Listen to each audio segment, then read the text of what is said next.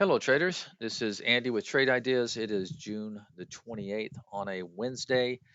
And taking a look real quick at the markets, we had a very impressive day yesterday. Nice little bounce right off this 20 period moving average.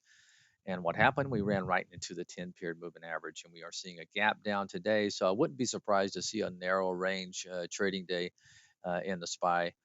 But let's take a look real quick at some nice setups out there. I'm kind of liking this play PLAY after earnings, and then we had not sure what this volume bar right there. Nice uh, move, gap and go, and we pulled back and look how we're holding that 10 period moving average.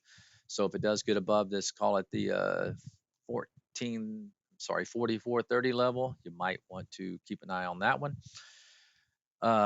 Let's see. Elf has been really strong lately.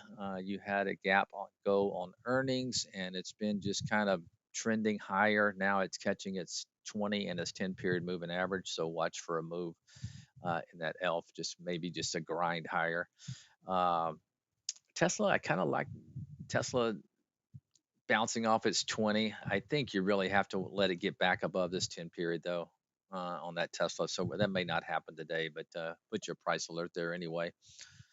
Let's see, seeing STLD. STLD is a steel play and been seeing maybe a rotation into the steel sector. It's beaten up kind of on the daily time frame, but might want to watch it if it does get above, let's call it the 108 level. Might want to try and attempt this 110 level, but keep it tight out there because we did have an impressive day yesterday, and we could just have a kind of a sloppy grind back and forth type of day. All right, have a good one. We'll talk to you tomorrow. Bye bye.